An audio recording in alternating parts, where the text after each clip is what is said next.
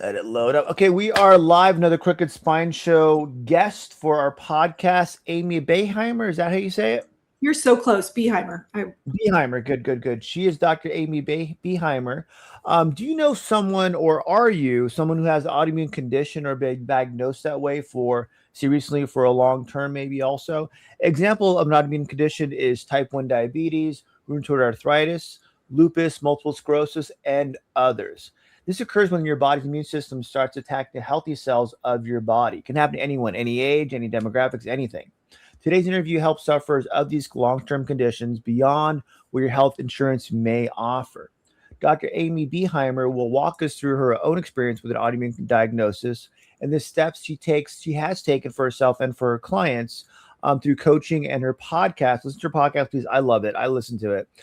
For her patients, so you can live a healthy, better quality of life. So, Amy, how are you doing? I'm doing really well. Thank you for the introduction and teeing us up for a good conversation. That's the plan. You're in Atlanta, Georgia. I'm in Southern California for one, too. Let's start with first. We did our introductions already. How do you get started with this as if you want to call it coaching, getting people better, and focusing on how people that have had conditions, what they actually help them with? Well, I have been an expert, if we're looking at what a pharmacist does, right? You come in, you know the facts, and you share facts, and you hope people follow them. But it really fascinated me how, the statistics are wild. Over 95% of Americans struggle with the basic habits that lead to a healthy lifestyle. And so when you see that, it's not that there's something wrong with humans. It's like there is something that we're just not being taught. So that always fascinated me, mainly because I'm in that small percent that I can change them pretty rapidly. But yeah, I wanted to help more people not feel like, oh my God, I want to be doing this, but why does it feel so hard? So autoimmunity, it was such a natural next step because it's everywhere. It's rising. I have 4 diagnoses. I can relate to people. I get what it's like to have that uncertainty about their health and often the symptoms that come with it. So I love it. It's almost, and you can empathize with them. We talked this in the notes before too to you. When you were diagnosed with multiple sclerosis, and as someone who understands the healthcare profession, that combination, like you had mentioned, were you impressed or disappointed with the process of your treatment, for example, rehab medications or whatever they discussed with you? I was impressed with the disease-modifying therapies that are available. So some people choose to take it, some people don't. I really think that for everybody, it's really getting with somebody who understands the science, who understands the risks and the benefits to help you make a good decision. All too often, people just write it off. They say, oh my God, that's toxic. I'm not doing that. Or the information is just not very sound. And so I was impressed. I call that my defense, right? I choose to take advantage of the progression that we've made in Western medicine, but that is only a few days a year, right? Where you're getting your labs, your infusions, your scans, meeting with your doctor. True health and happiness is built in those 320 plus days in between. Good. So I call that my offense. And habits are such a juicy, tangible, science-backed, effective tool to reframe this big thing like, oh my gosh, how do I have better health and not let this diagnosis take over my life, into actual steps so that we can do it, so that we can actually do it. I love that concept of defense and offense, using medicine as a way to make sure everything's okay. But in offense, meaning now, how do I get my quality of life even better? Yeah. Wherever I am. And I stole those words from my first few clients all those years ago, who said, I want to know that I'm doing everything I can. And man, I could relate to that so deeply. You want to know that you have no regrets when you look back and you were showing up exactly how you wanted to show up, because I never come in and tell you which habits to make and break. No. All I do is help you first find the ones that you want and then follow through. Because if everybody just followed through on what they knew they wanted to do and what felt good, we would all be a lot healthier and happier.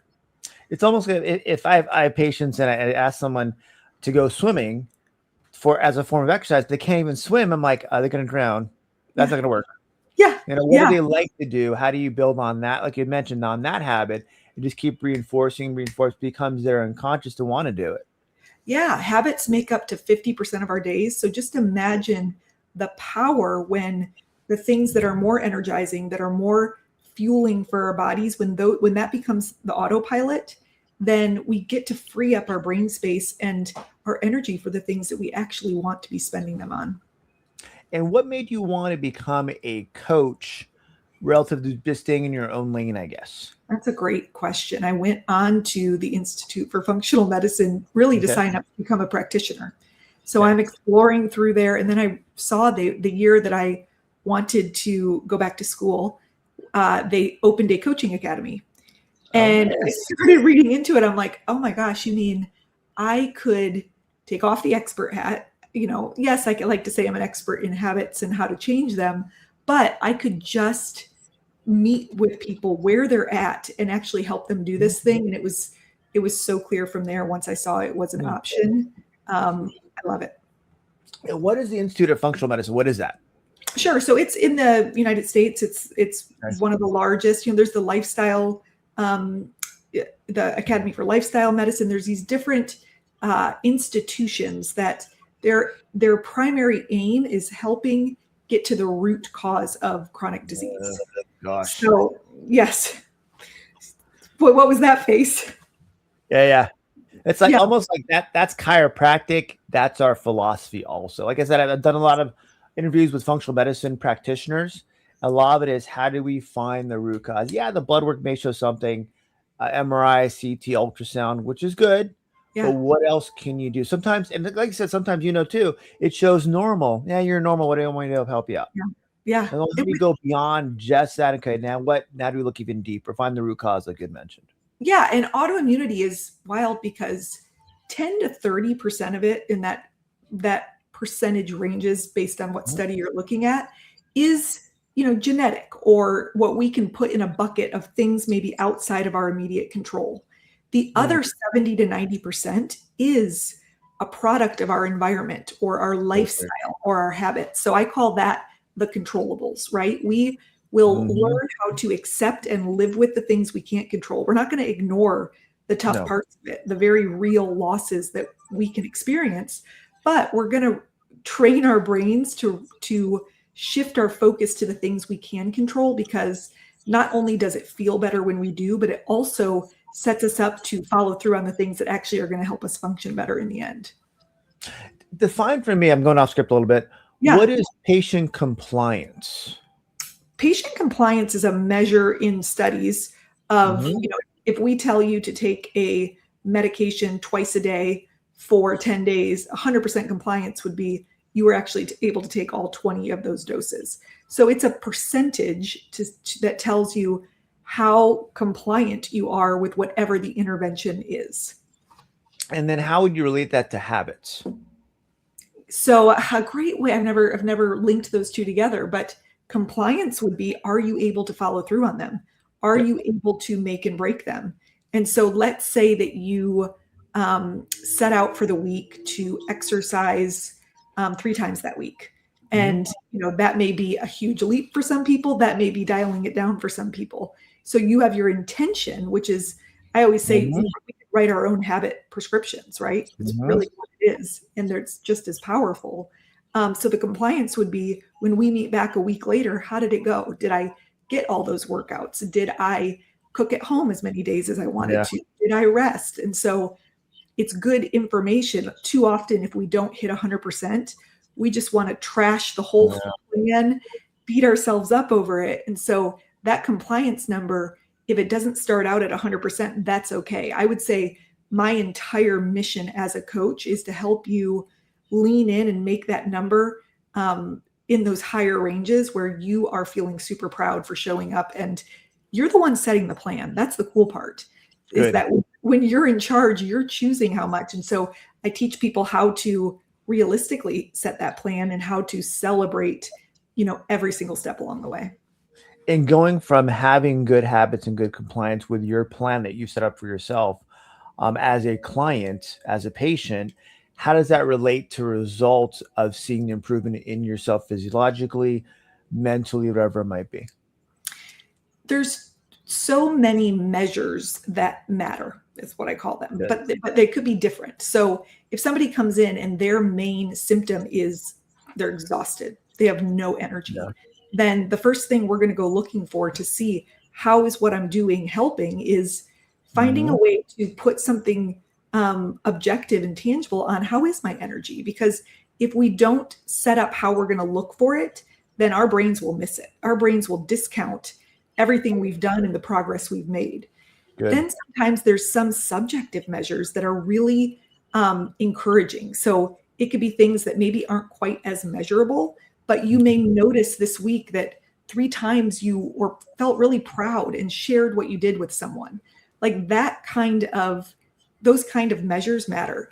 Then of course we have drops in blood pressure, better blood sugar. We have people able to walk farther. We have labs that are actually improved related to thyroid. So Mhm. Mhm. always finding a mix of the objective measures, those can take a little bit Perfect. longer. They can take a little longer to accumulate. So adding in those subjective ones that along the way, so you don't have to wait so long to give yourself credit for the work that you're doing. That's actually perfect. And like you said, you mentioned length of waiting for results from your habits to see the results. What is a good time frame you give your clients normally to aim for or range? Or is that based on their diagnoses, based on their condition? That's very based on person to person, Mhm. because there are some people that, for example, at one point I had a client who lived in a food desert in the Okay. middle of Alabama. And, this eating vegetable thing was new. Okay. Does that make her goal any less worthy? No. She No. was so proud getting in carrots, getting in these vegetables that she could actually find and Perfect. doing what she could and seeing that energy. And it really led to momentum for her to do other things. Then I work with people, they are eating, pristine 15 cups of vegetables, quality protein, but Wow. something may be missing. And so the shift there may be, this was me. Like, this is an easy example because it was me where I was eating right, moving, doing all Okay. the Okay. quote unquote healthy things, but the part I was missing was the mindset piece of how am Ah, I thinking about life and health with this disease? How do I not let it have a cloud over me and instead really be present with what is? And so there's the outer physical habits, but then there's also the inner, the mental and mm, emotional habits that for people I work with, that's what ends up making such a big difference in our quality of life. that's awesome. It's awesome, but it's giving them the I want to say teaching them the patience that it's going to take time to get there. It's not going Yes. to happen overnight. Well, and there's no there, right? No. I mean, with health, I'm 14 years into this Okay. way of approaching my habits and my lifestyle. And from the outside, some people would say, well, okay, clearly she's done. Look at her. Mhm. She is thriving, but I'm Yeah. never done. I mean, Ah, I'm aging. We're all aging just like everybody else. We all have that diagnosis. And so I always am doing the work month after month with my clients, setting up my goals in the same way. The goals may look different and the yeah. symptoms and the diagnosis, but at the end of the day, we're figuring out how to keep improving our health day after day in a way that doesn't feel like we're white knuckling it, waiting for a destination, because we get to just breathe No. into the fact that this is how we are going to live. It's amazing when you have that perspective. I'm going to take, for me, almost one step at a time. If I do good habits today, Yeah. tomorrow's a little bit better. Tomorrow, I tell myself tomorrow's not going to suck if I do good habits today. Yeah. Yeah. And they compound. I mean, the compound Yes. interest of habits is profound. So it's neat when you start to see them, see the wins adding up and really just start to feel the difference. Sounds so basic, but a lot of us just want to feel good, right? And We so do, but it's almost like there's sometimes that wall can be small or big to get over there. People are like that wall is way too big. That's a wall of China, whatever. I'm not going to get over that wall. It's almost yeah. having you in their corner goes, hey, let's take that. Let's find a shortcut to get over that wall. Find a smaller spot, and then we'll get over that way. And what that really looks like practically is maybe an entire day of feeling good is a Mhm. little ways out. But learning how to find 10 minutes to feel good, Mhm. find extend that another minute. Oh, what about this activity? Oh, what about that? And then we start to string together more and more of those moments, and you start to realize that you are in more control of that than you realize. I'd say that's the biggest, barrier we need to bust through, is that this autoimmune diagnosis is what's causing our feelings.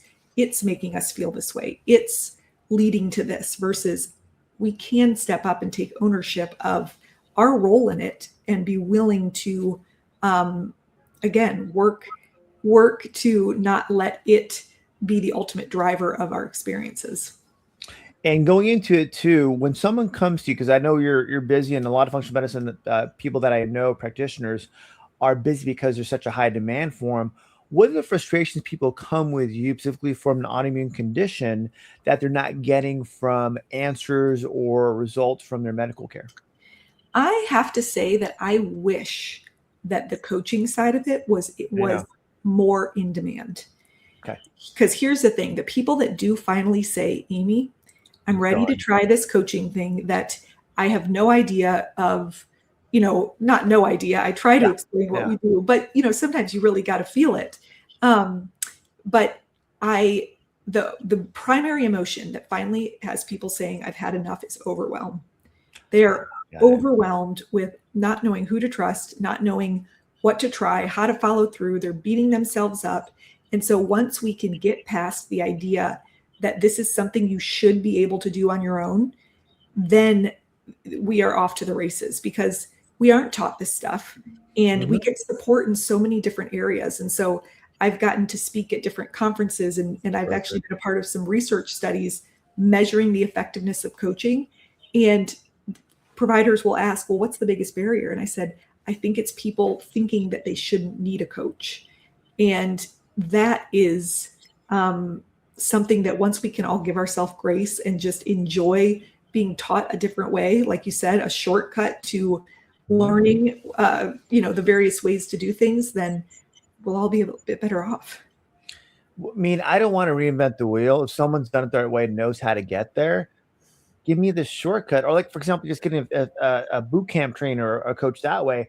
Like, they tell me what to do. I do it to get results. How easy is that? Yeah. Well, a lot of it, that's why I teach the why behind a lot of things, because when you understand what can help, why it feels hard, or why you fell off here, why is this so frustrating, that is so useful for people, because they almost feel like they're learning more about what it's like to be a human, and they can stop beating themselves up for thinking that they just aren't cutting the mustard.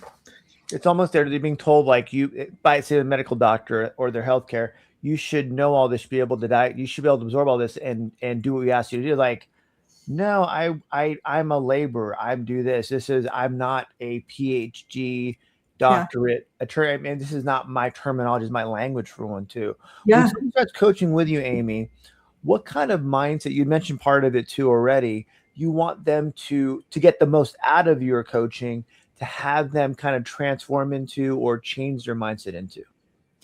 You hear a lot about growth or fixed mindset or positive, negative, and really it's just what's the mindset that's most useful? What is the one that allows us to, again, not be dragged down by all the negative that life will always be throwing at us?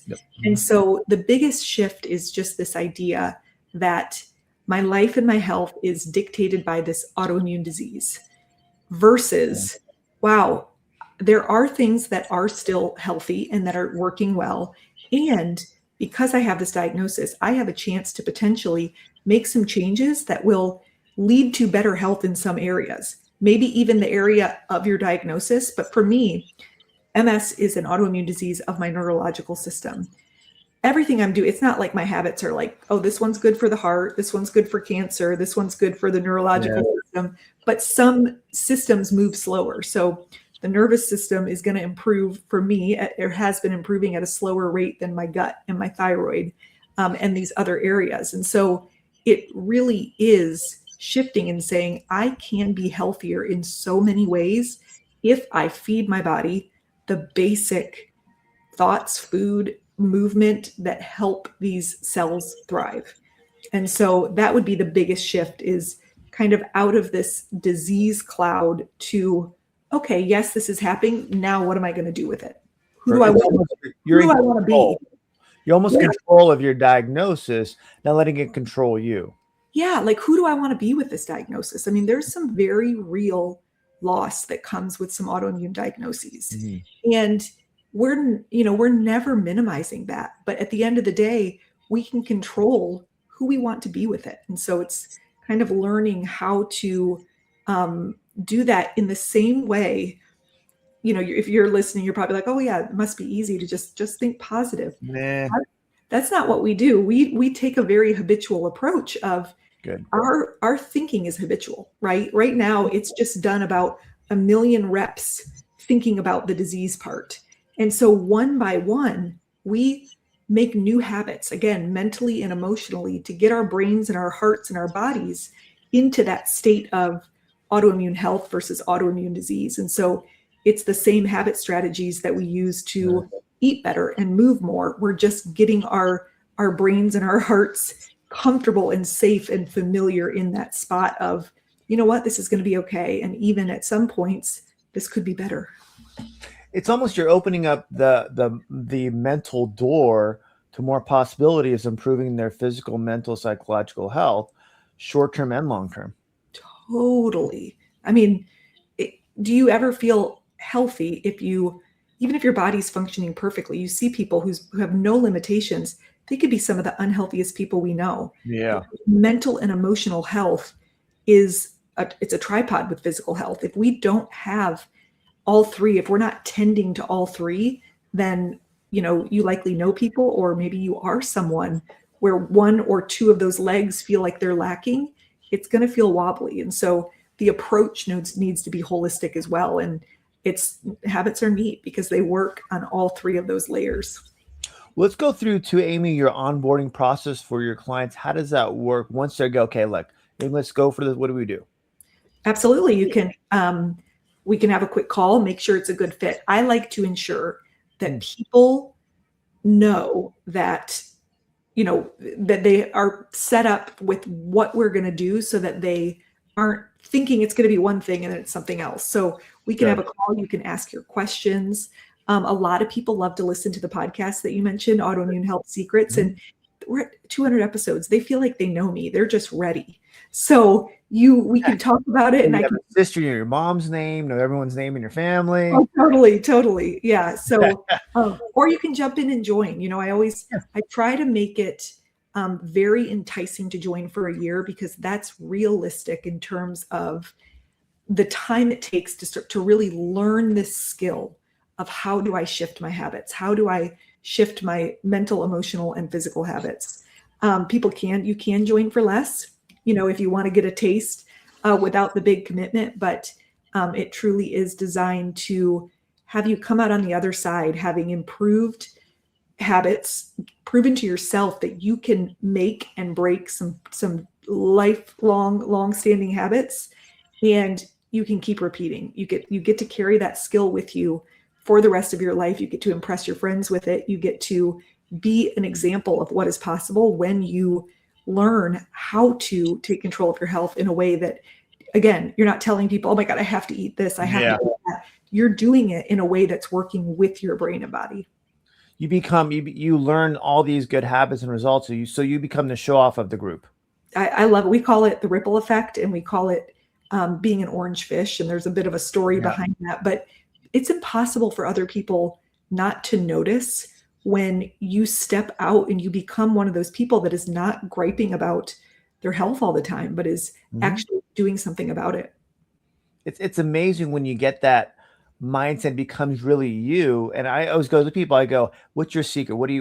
Is it your mindset? Is your habits? I want to pick their brain. I've done it for years. I'm like, you're in your 70s, 80s, or even 60s, and you're healthy and you sound like you're a positive person.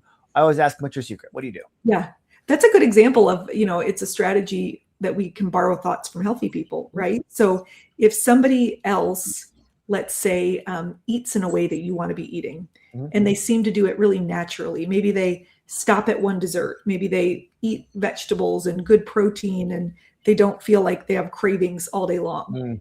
what are they thinking about it?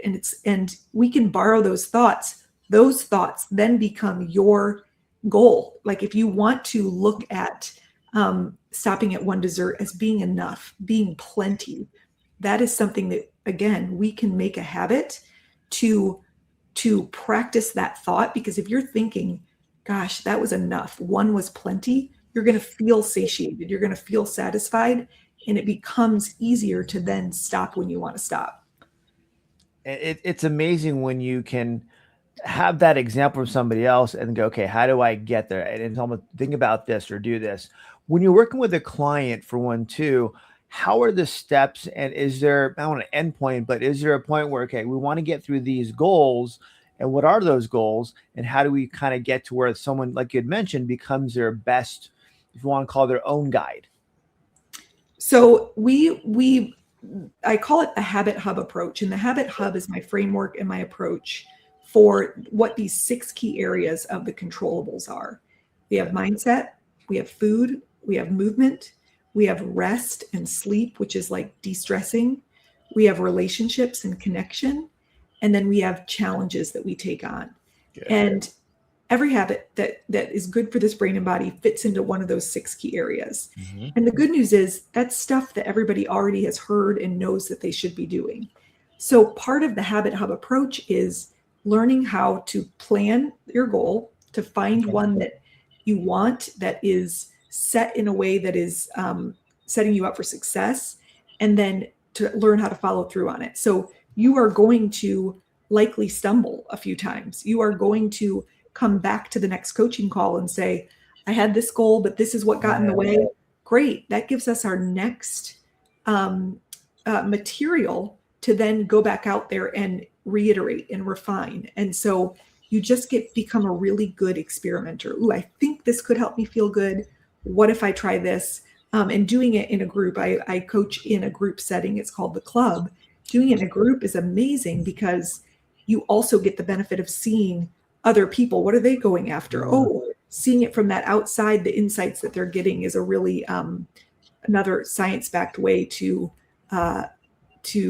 learn and actually change and apply what you're learning.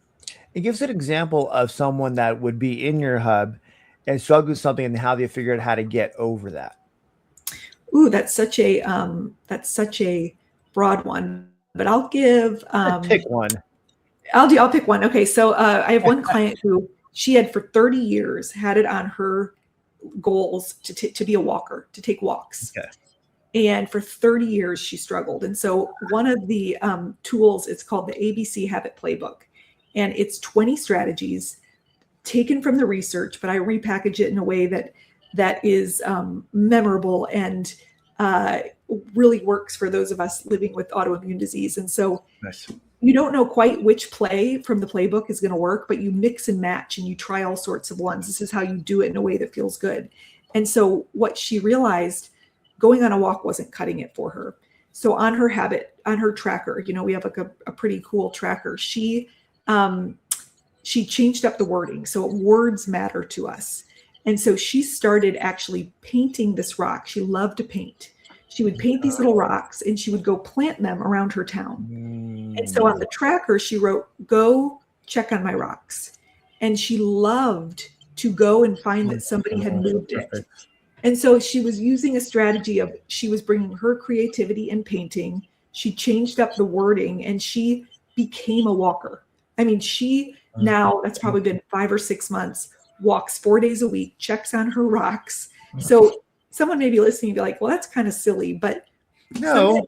Sometimes the silliness is what breaks things loose for us, is that when we kind of take away some of the heaviness of it and the morality that you're making it mean that it's tough to do these things, and just get creative with the strategies, it's a really empowering place to be.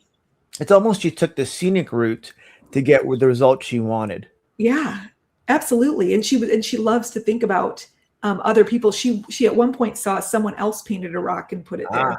So just a neat thing to think of. The rock, trademark it, make more money that way. There you go. Well, the rocks that she painted actually had little orange fish on them because it's our identity of the people who choose to to create autoimmune health. That's what I mentioned, that we're the orange fish. So Nice. yeah, it was mixing a lot of plays to work. It was fun. So your club habit hub is really able as a group to inspire each other and also help each other, support each other in their process of getting to a certain point where their quality of life is where it should be for them. Yes. And we track that. We track when you start. What is your main thought about autoimmune disease? What are your predominant feelings throughout the day? And I can see it. They come in, they're thinking health is going to get worse. I'm exhausted, but they start to feel more hope. They start to feel more pride, achievement, accomplishment. And there's no surprise that improves quality of life, because it is a pillar of happiness that we are able to find things to make progress on and to achieve. So we will track how you're thinking, how you're feeling, what you're doing, so that you can really see that benefit. And it's personalized coaching, but a group gets to watch. So it's not that everybody's talking on top of each other. It's somebody takes the hot seat. We talk through, okay, what are we working on this week? What felt hard?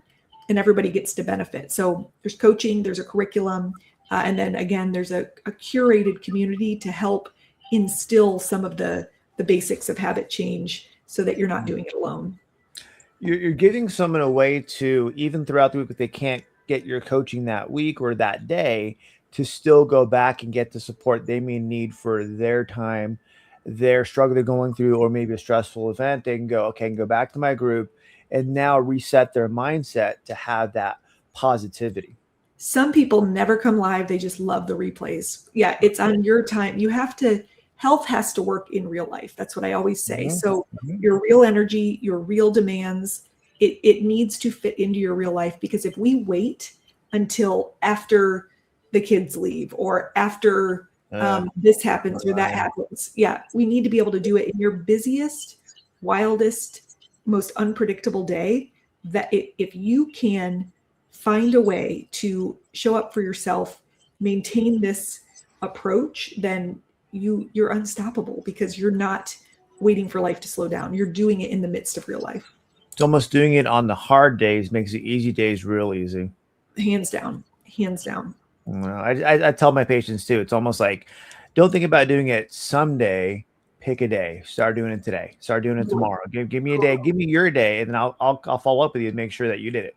Absolutely. And one other, someone else, you may not be ready to say, oh my God, I'm jumping in completely, but I created a quiz that answers the number one question I get, which is, where do I start? Of those 6 areas, the quiz asks you 7 questions. It's based on the research, and it gives you one area that is likely to be your biggest bang for your buck to start learning this process of how to change habits. And you start to learn the skill. And once you take the quiz, you also get to access to a mini playbook of the top used plays, so that you actually have some of the how. I don't want to be known just for habits. I want to be known for how to actually make the habits happen. You're giving information. Hey, look, this is what really does work. And then once they see that, I'm assuming they go, okay, this is actually working for me. How do I get more?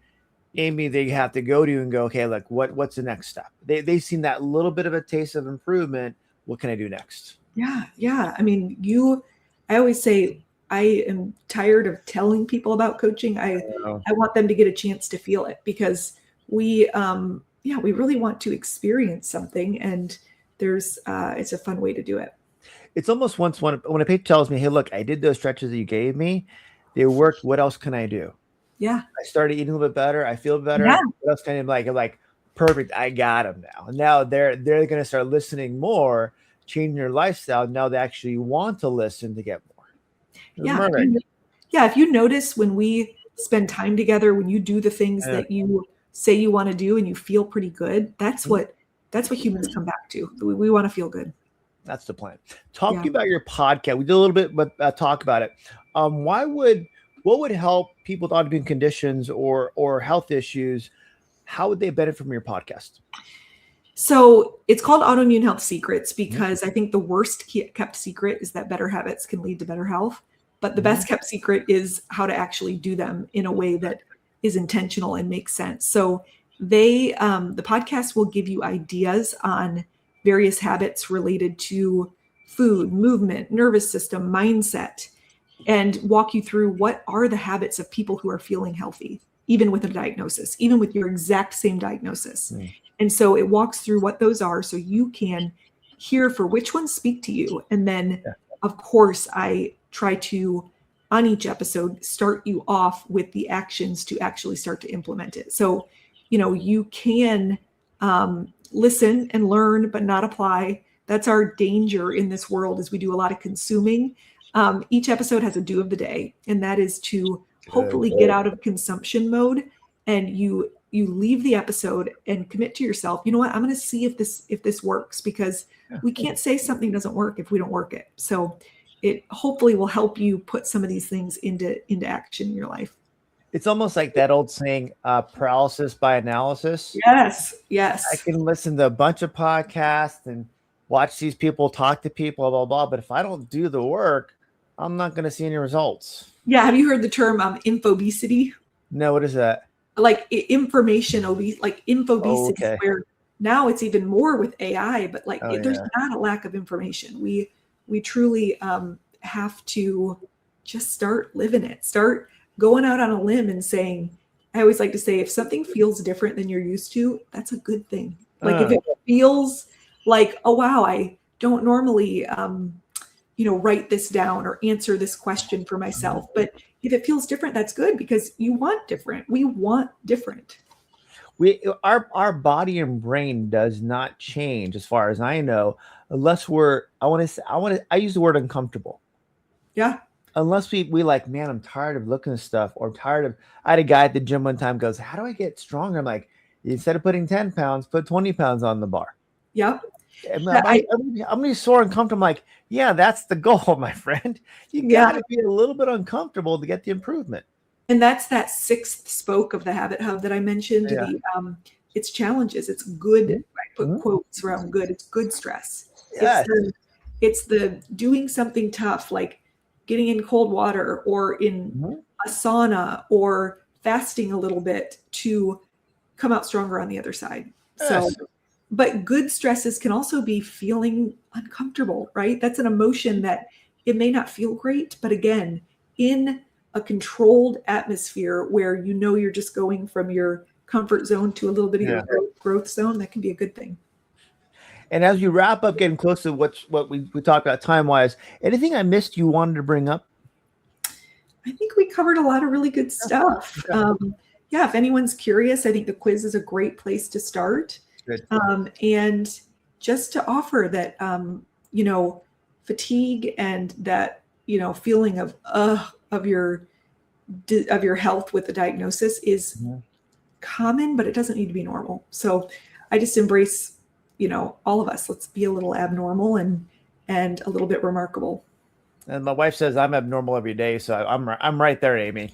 Same. Not my wife, but my husband, for sure. Yeah. I never want to be normal. Yeah. And I linked for the show too, to your website, your coaching, your podcast, which is, I listen to it. It's phenomenal. Your Instagram, I'll connect with you there. As we wrap up, what's a good takeaway if someone's looking to go outside the medical care to help themselves improve their quality of life when dealing with an autoimmune condition? What would you say the first step should be? I think it's asking yourself where you want to start and then start today. So too often we maybe have an idea of what we should be doing, whether it's eating or exercising, but the most important thing to start is, again, learning this skill of how to change in a way that feels good. And so starting where you want to start is one of the research-backed strategies that really increases the chances of success. So if you want to start with dancing for 5 minutes instead of a strength training, or if you want to start, with food, even though you really are thinking you need to be doing exercise, start where you want to start and build some momentum there. It's almost doing something that you feel comfortable with already. It's going one step further with it. Yeah, that could be. Yeah, we got to set a goal. That's too many of us carry like a very vague goal around, like I want to feel better, but you don't really get clear and say, I want to feel better and I'm going to start today. Like something to draw a line in the sand. I say, if people come and work with me, that's your line in the sand. You will have a before and an after. So whether it's, getting support to do it or, some sort of commitment to yourself, commitment is a part of motivation. And so some sort of commitment to say, hey, I don't know it all. And I need to learn something new and do something different. That can signal to our brains, oh, something's going to change here. Good. And again, we talked about it before. It can be uncomfortable and a good way to get the result. Yeah. Ask people who, are doing things that have felt hard and they're celebrating. I bet you 100% of them will say, yeah, I had to do something a little uncomfortable to get it. Yeah. I call them show offs because they know everything already. Man. Yeah. Yeah. Well, quick smile for the thumbnail for the show. All right, Miss Amy. Thanks for being on the text. Everyone watching for one too. Hope you learned something. Connect with Amy. Go to her podcast at least. She has about 200 episodes on there. Learn something to help you change your habits and get better results. Thank you, Amy. Hold on for 1 second, okay? Sure.